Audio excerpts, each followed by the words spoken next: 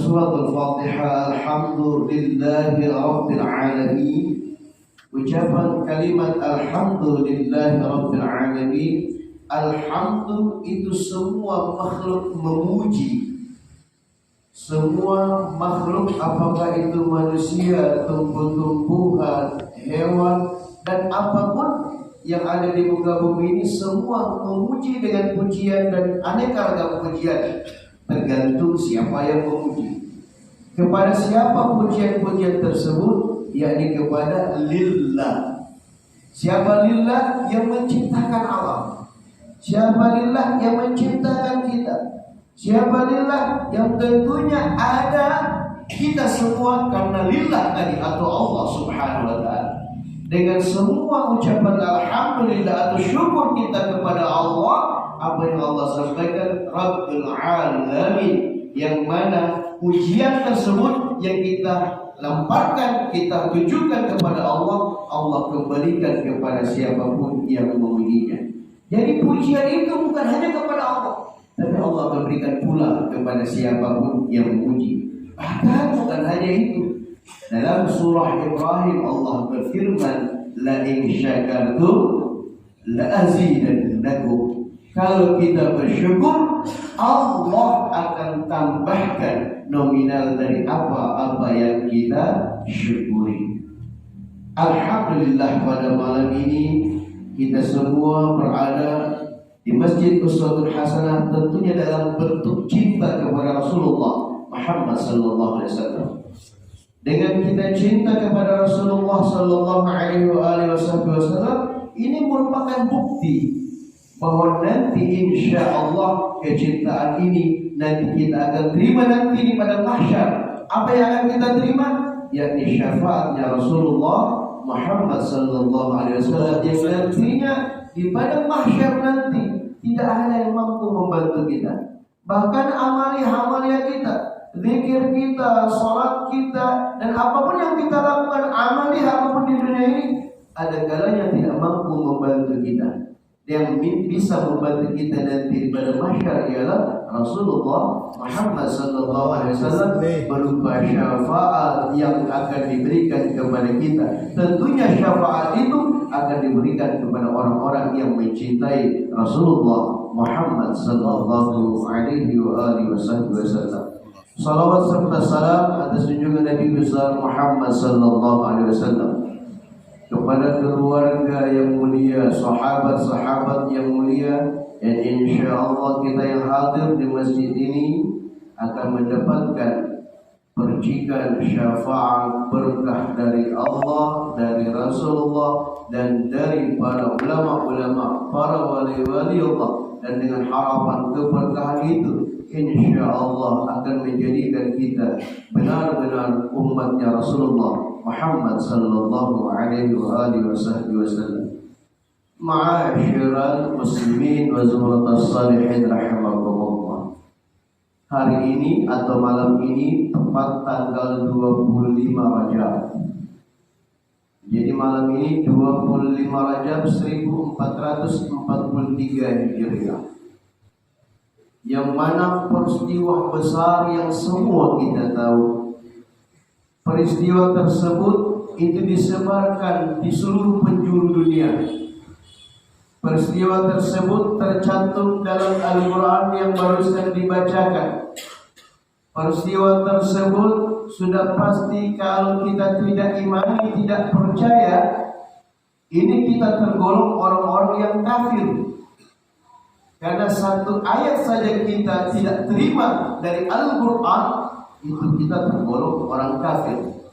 Karena mohon maaf, kegiatan seperti ini, peringatan-peringatan seperti ini yang kita lakukan, itu ada kalanya mengundang hal-hal yang tidak baik dari orang yang Islam juga, yang mengaku umat Nabi juga, yang mereka melabelkan kita saat ini yang duduk di tempat ini, yakni pelaku-pelaku bid'ah. Yang mereka pernah katakan seperti ini. Waktu saya masih kuliah di Balikpapan, ketika duduk bersama-sama mereka katakan apa? Orang-orang yang memperingati Isra Mi'raj sama hanya mereka orang-orang yang memperingati kenaikan Isa Al-Masih. Padahal Mereka orang Islam, mereka mengetahui bahwa Al-Quran surah Isra ayat pertama bahwa itu perjalanan Nabi Muhammad SAW. Akan tetapi mereka enggan dan tidak mau memperingati perjalanan tersebut. Kenapa? Karena dalam hati mereka fi qulubihim marad fazadahumullahu marada. Dalam hati mereka ada penyakit dan Allah akan tambah penyakit itu bagi mereka. Dan alhamdulillah pada malam ini kita duduk menandakan bahwa insyaallah hati kita semua bersih. InsyaAllah hati kita benar-benar bersih sebagaimana ucapan Allah dalam Al-Quran surah Al-Isra ayat pertama, Subhanalladzi. Subhan itu bermakna maha suci, dengan harapan mudah-mudahan melalui penggalan kata daripada surah Al-Isra ayat pertama akan mensucikan hati kita dan diri kita yang hadir di Masjid Ustadzul Hasan. Ma'asyiral muslimin wa zurratus salihin rahimakumullah. Kata subhan, kata suci dalam Al-Quran ada beberapa kali Allah ucapkan. Ada kata suci yang Allah utarakan dengan fi'il madhi. Fi'il madhi itu bentuk lampau. Bagaimana Al-Quran Allah Subhanahu wa taala berfirman yang berbunyi sabbaha lillahi ma fis samawati wa ma fil ardh. Itu bentuk lampau bahwa pernah bertasbih alam semesta, pernah bertasbih apa-apa yang ada di langit dan di bumi, pernah bertasbih. Kenapa dikatakan fi'il madhi atau pernah bertasbih? Bisa jadi yang dikatakan pernah bertasbih pertama orang tersebut sudah meninggalkan dunia ini, atau tumbuh-tumbuhan atau hewan yang bertasbih kepada Allah atau pernah bertasbih telah meninggalkan dunia ini. Sehingga Allah ungkapkan dengan kata sabbaha, pernah bertasbih. Ada kemudian dalam Al-Quran fi'il mudhari'. Fi'il mudhari' itu berlaku kemarin, hari ini dan akan datang sepanjang masa. Sebagaimana dalam Al-Quran berbunyi yusabbihu lillahi ma fis samawati wa ma fil ardh. Sedang bertasbih apa-apa yang ada di langit dan di bumi. Termasuk kita yang duduk di masjid yang kita cintai ini, kita sedang bertasbih kepada Allah. Yusabbihu lillahi ma fis samawati wa ma fil ardh. Dan kemudian dalam Al-Quran ada fi'il amar, kata perintah yang berbunyi dalam surah Al-A'la. Allah berfirman bismillahirrahmanirrahim, sabbihisma rabbikal a'la. Sucikanlah Allah yang maha tinggi. Ini perintah fi'il amar dalam Al-Quran. Akan tetapi ketika kita melihat surah Al-Isra ini, Allah tidak memakai sabbaha, Allah tidak mengatakan yusabbihu, Allah tidak mengatakan fi'il amar perintah sabbihisma, tapi Allah memakai kata subhan. Subhan, kalau kita lihat dalam Al-Isra ayat pertama itu berbunyi subhanalladzi. Sementara kalau kita baca artinya yang bermakna maha suci Allah. Padahal di situ ada kata Allah tidak? Tidak ada kata Allah. Tapi kok kenapa subhanalladzi diartikan maha suci Allah? Padahal tidak ada kata Allah di situ. Ma'asyiral muslimin wa zumratus salihin rahimakumullah. Subhanalladzi, alladzi itu kata ganti. Ada satu sosok diri yang telah disucikan atau mencapai makna kesucian. Siapa yang mencapai kesucian itu? Yakni subhanalladzi asra bi'abdihi. Ada satu sosok hamba Allah yang sudah mencapai kesucian dirinya. Jadi kata subhanalladzi di sini sebenarnya bukan menunjukkan sifat sucinya Allah, tapi ada sosok satu orang hamba yang ada di muka bumi ini yang telah mencapai kesucian dirinya. Siapa dia? Yaitu hamba yang diperjalankan, yang semua kita tahu bernama Muhammad. Allahumma salli. Sebelum kita lanjut, kita bersalawat agar supaya lebih rileks. Sallallahu ala Muhammad. Sallallahu alaihi wasallam. Sallallahu ala Muhammad. Sallallahu alaihi wasallam. Semua sallallahu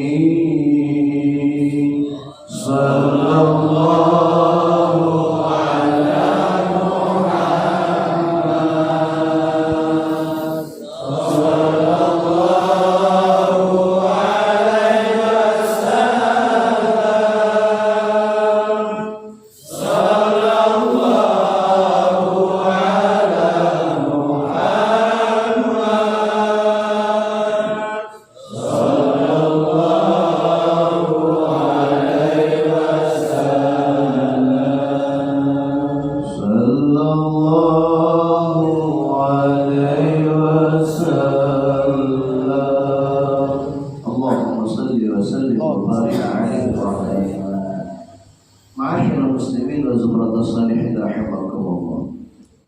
Mohon maaf, kita banyak orang Islam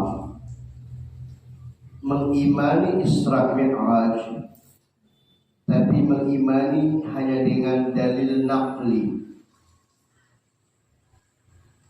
Padahal untuk mencapai kebenaran harus ada dua dalil yang kita miliki. Dalil apa? Dalil naqli dan dalil aqli. Dalil naqli Al-Quran.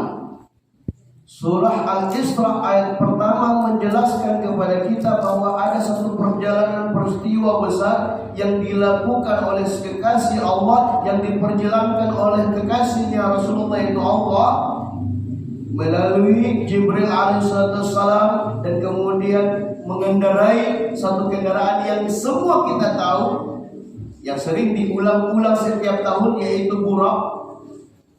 Yaitu dalam surah Al-Isra ayat 1 itu Allah jabarkan, Allah beritahukan kepada kita bahwa perjalanan Isra itu terjadi. Berarti selama ini yang kita imani perjalanan Isra itu hanya berdasarkan dalil naqli. Sekarang pertanyaan saya untuk kita semua, supaya lebih asyik, kita ada audiens di sini, kita saling tanya jawab, diskusi juga. Kira-kira perjalanan Isra Mi'raj itu logika atau tidak? Perjalanan dari Masjidil Haram ke Masjidil Aqsa 1.500 kilo. 1.500 kilo bisa enggak secara logika satu malam sisa tembus? Enggak bisa, Pak ya? Tidak logika ya? Berarti dalil kita ini tidak sempurna. Untuk mencapai puncak kebenaran harus ada dua dalil yang kita kuasai. Dalil naqli dan dalil aqli. Memang secara naqli kita akui, kita imani, tapi logika tidak masuk.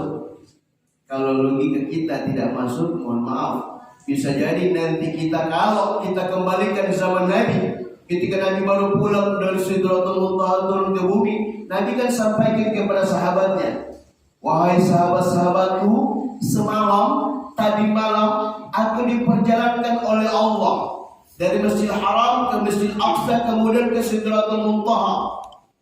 Kira-kira semua sahabat terima apa tidak? Ada yang terima, ada yang tidak.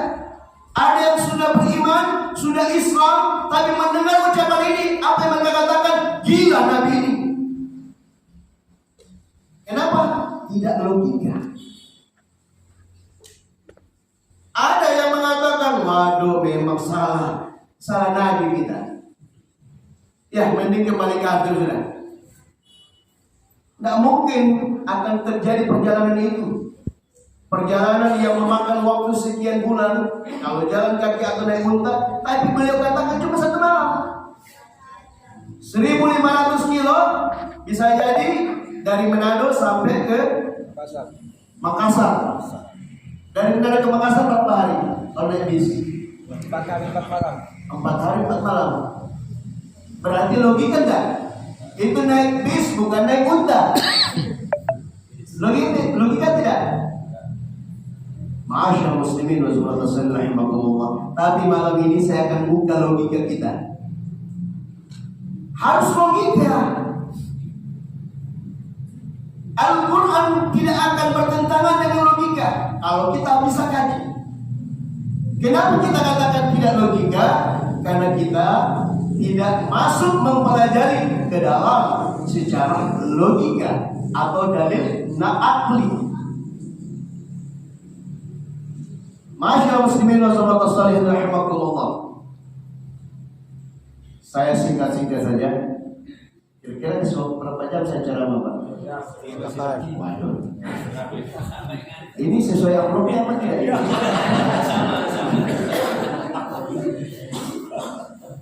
Jadi yang pertama, kita pakai logika, pakai ilmu sains. Sekarang pertanyaan saya, Nabi Muhammad SAW berjalan sendiri atau diundang? Diundang oleh Allah, ada pakai perantara apa tidak? Siapa perantara Nabi? Jibril alaihi salatu wassalam. Pertanyaan saya untuk kita semua, mohon maaf bukan mengajari ya, tapi ini kita saling fadzakir, saling memperingati, menasihati. Bukan saya guru, tidak, saya juga masih belajar. Tapi ingin saya tanya supaya kita lebih asik, tidak monoton. Jadi tadi Jibril yang Allah perintahkan. Pertanyaan saya, Jibril diciptakan dari apa? Ya? Dari cahaya. Jibril diciptakan dari cahaya. Yang sekolah SMA atau SMP, ini pelajaran SMP. Ilmu fisika di SMP berbicara tentang cahaya. Saya lihat di sini mayoritas sekolah SMP ya. Oh enggak Pak ya. Tapi yang anak-anak muda depan ini, apalagi ada Babin Kaptipmas di sini. Pelajaran SMP kelas 2 berbicara tentang perjalanan cahaya, kecepatan cahaya dalam ilmu fisika. Ilmu fisika menjabarkan, memberitahukan kepada kita bahwa kecepatan cahaya itu 300.000 km per detik. 300.000 km per detik. Kalau bisa kita contohkan, nanti pulang ambil senter. Kita ketek tombol di sini, cahayanya cepat apa tidak? Cepat. Kecepatan cahaya menurut ilmu fisika itu 300.000 km per detik.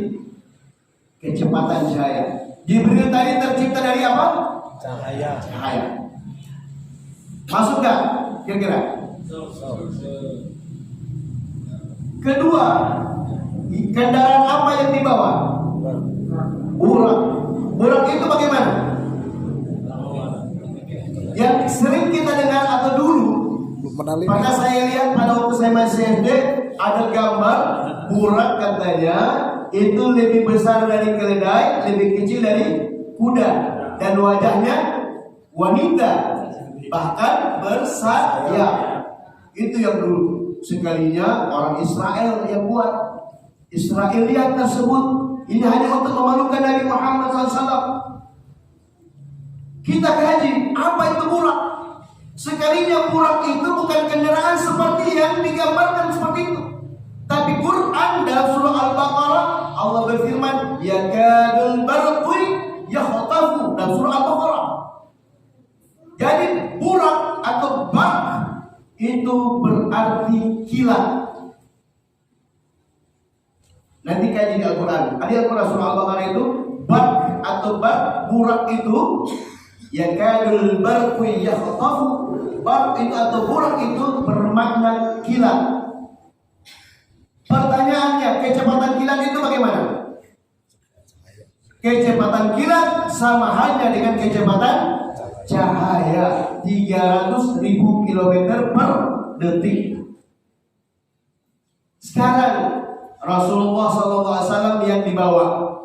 Siapa Nabi Muhammad SAW? Nabi Muhammad adalah nur ala nur, cahaya di atas cahaya. Kalau Jibril saya cahaya kecepatannya 300 km per detik, kalau kilat itu kecepatannya 300.000 km per detik, bagaimana kalau cahaya di atas cahaya? Sehingga ilmu fisika mendefinisikan perjalanan Nabi Muhammad dari Isra, dari perjalanan dari Masjidil Haram ke Masjidil Aqsa yang jaraknya 1.500 km itu hanya 0,5 detik perjalanan tersebut. Karena itu perjalanan cahaya. Ini menurut ilmu fisika. Nanti coba dipelajari ilmu fisika. Ilmu fisika itu 300 km per detik itu kecepatan cahaya. Secara sains, secara ilmu fisika, logika tidak. Alhamdulillah malam ini kita sudah memiliki 2 dalil, naqli dan aqli. Insyaallah beriman semua orang ini. Dan yang pertama kali membenarkan perjalanan Muhammad SAW siapa? Yaitu Sayyidina Abu Bakar As-Siddiq. Beliau, Sayyidina Abu Bakar, memiliki pangkat yang pangkatnya itu setelah Nabi dan Rasul habis. Yang paling tertinggi setelah Nabi dan Rasul itu pangkat As-Siddiqi, yaitu orang yang paling benar, orang yang paling jujur, orang yang paling percaya kepada Nabi Muhammad SAW. Dan insyaallah malam ini mudah-mudahan ada keberkahan daripada Sayyidina Abu Bakar untuk kita semua. Amin. Yang mana secara naqli dan aqli kita telah miliki dan kita imani perjalanan Isra dan Mi'raj. Jadi 0,5 detik perjalanan dari Masjidil Haram ke Masjidil Aqsa.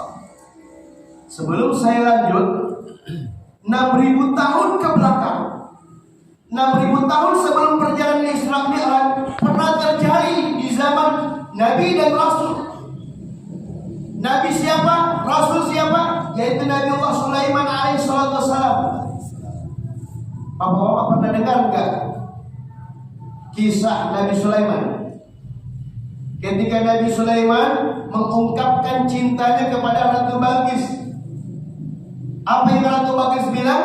Saya akan menerima lamaranmu kalau engkau pindahkan istana dari mana?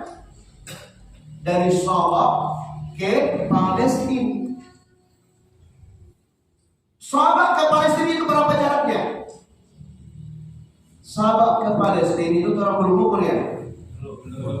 Tadi telah diukur jaraknya itu dari Sabah ke Palestina 3.000 km. Kalau tadi 1.500 km itu memakan 4 hari 4 malam. Bagaimana kalau 3.000? Berarti 8 hari 8 malam. Apa yang dilakukan oleh Nabiullah Sulaiman? Nabi Sulaiman memproklamirkan kepada seluruh masyarakatnya, masyarakat jin, manusia. Apa yang Nabi Sulaiman katakan? Wahai seluruh masyarakatku, siapa yang bisa pindahkan negeri, kerajaan, singgasana atau tempatnya Ratu Balkis dari Sabah ke Palestina? Siapa yang angkat tangan? Yang angkat tangan itu Ifrit, jin Ifrit. Jin Ifrit mengatakan, saya sanggup memindahkan istana Ratu Balkis dari Sabah ke Palestina sebelum engkau berdiri daripada singgasana. Dengan keangkuhan, dengan kesombongan, Ifrit mengatakan, kenapa saya bisa melakukan itu? Karena saya dilebihkan oleh Allah SWT daripada yang lain. Tapi apa yang terjadi?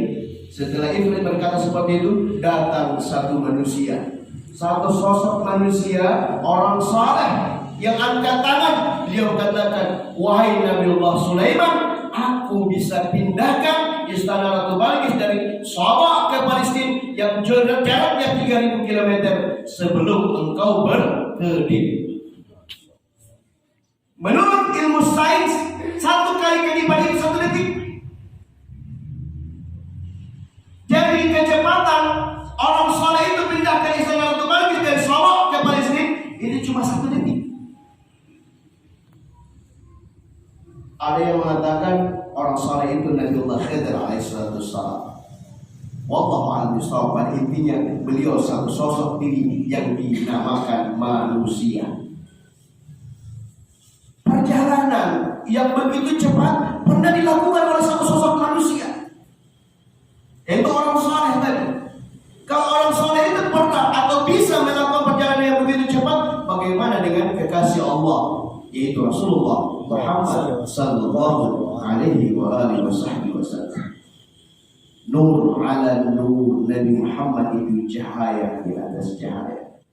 Jadi perjalanan cahaya itu, kecepatan cahaya itu 300.000 km per detik, dan itu yang dilakukan oleh Rasulullah SAW. Sehingga dikatakan dalam hadis bahwa ketika Nabi Muhammad pulang dari pertemuan dengan Allah, tempat duduknya masih hangat. Kok bisa masih hangat? Berarti cuma sebentar. Ya memang dalam hitungan dunia. Tapi perjalanan itu bukan perjalanan cuma sebentar saja, tapi perjalanan yang begitu luar biasa yang dirasakan. Dan bukan perjalanan hanya bicara sebentar langsung selesai, tapi tidak, panjang. Ada hal-hal yang menyenangkan, yang menggembirakan Nabi saat pertemuan antara Nabi dengan Allah Subhanahu wa ta'ala. Ma'asyiral muslimin wa zurratus salihin rahimakumullah. Salah satunya dari sekian banyak yang dibicarakan antara Rasulullah dengan Allah Subhanahu wa ta'ala, yakni ketika Nabi Muhammad SAW sudah berhadapan dengan Allah, maka Allah bertanya kepada Rasulullah, wahai Muhammad, barusan engkau meninggalkan bumi. Bumi itu ciptaan siapa? Maka Nabi berkata, ciptaan engkau ya Allah, milik engkau ya Allah. Wahai Muhammad, saat ini engkau telah melakukan perjalanan berpindah-pindah dari lapisan langit pertama sampai langit ke-7, sampai ke Sidratul Muntaha, dan saat ini kita berdua berada di Arsy. Semua yang engkau lewati itu milik siapakah wahai Muhammad? Maka Nabi Muhammad berkata, milik engkau ya Allah. Lantas Nabi Muhammad ditanya oleh Allah, wahai Muhammad, milik siapakah aku ini? Wahai Muhammad, aku yang memiliki langit, bumi, dan seluruh apapun yang ada dalam dunia ini. Akan tetapi saya ingin bertanya kepada engkau, wahai Muhammad, aku yang menciptakan alam semesta ini, aku ini milik siapa? Apa kata Nabi? Hanya Engkau yang maha mengetahui, wahai Allah, siapa yang bisa memiliki dirimu. Dan kata Allah berfirman kepada Nabi Muhammad, wahai Muhammad, setiap hambaku, setiap umatku akan memiliki aku Allah, Tuhan pencipta alam semesta, ketika mereka sering bersalawat kepada Engkau. Dengan kita senang, gembira bersalawat kepada Rasulullah Muhammad SAW, berarti kita semua akan memiliki Allah Subhanahu wa Ta'ala. Ma'asyiral muslimin wa zumratus shalihin rahimakumullah. Setiap tahun kita adakan acara kegiatan seperti ini, peringatan Isra Mi'raj seperti ini. Jangan hanya berlalu begitu saja perjalanan Isra Mi'raj seperti ini. Jangan hanya selesai pulang tidak membawa apa-apa. Ma'asyiral muslimin wa zumratus shalihin rahimakumullah. Saya ingin menjelaskan intisari hakikat dari perjalanan yang semua kita tahu, bahwa inti daripada perjalanan Isra Mi'raj itu ialah sholat. Banyak orang sholat tapi tidak mampu memperbaiki sifat buruknya. Banyak orang sholat tapi tidak mampu mencegah perbuatan keji dan mungkar dalam dirinya dan dalam lingkungannya. Bahkan ada kalanya banyak orang sholat, mereka pelaku kemungkaran. Bahkan saat ini banyak orang yang pelaku sholat, tapi mereka sering mencaci maki orang. Bahkan saat ini banyak orang yang sholat, bahkan mohon maaf, ada tampilan sholat dalam diri mereka, tapi mereka sering mengadu domba orang.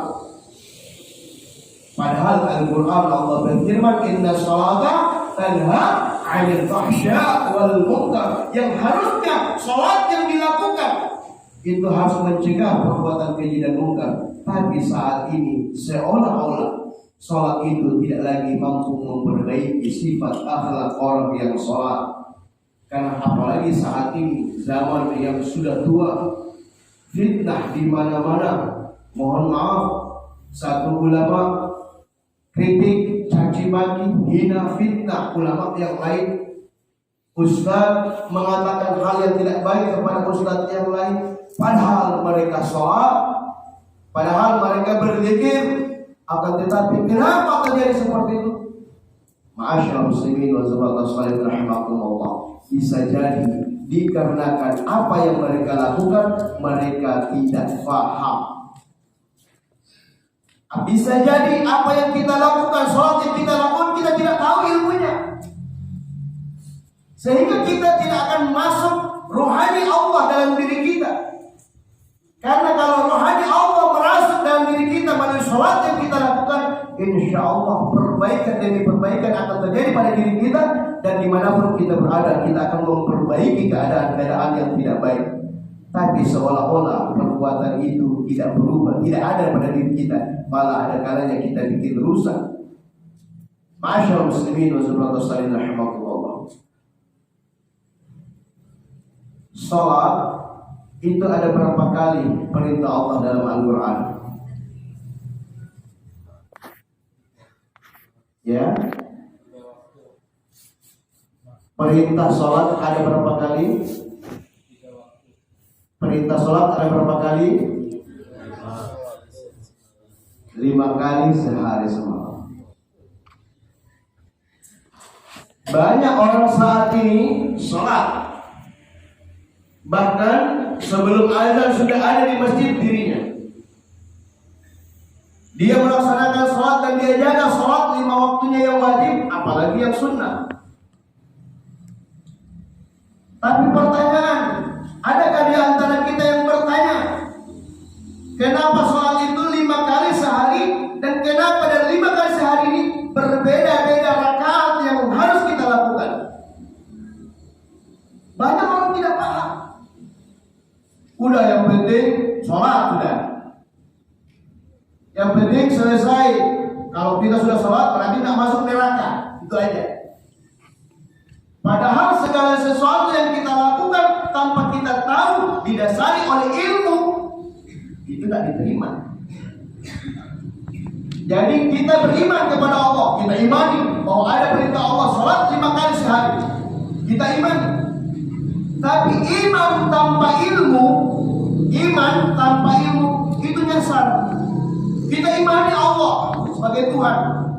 Kita imani Allah dengan perintah Allah salat 5 kali sehari semalam. Tapi kita tidak memiliki ilmu. Tidak memiliki ilmu kenapa rakaat-rakaat salat berbeda, dan kita tidak memiliki ilmu akan mengenal Allah Subhanahu wa taala. Maka nyasar. Yang problem yang akan muncul ketika takbir Allahu Akbar, muncul cahaya. Ada orang-orang tarekat seperti itu mengatakan ketika takbir akan datang cahaya. Atau tidak boleh takbir kalau tidak kita lihat cahaya.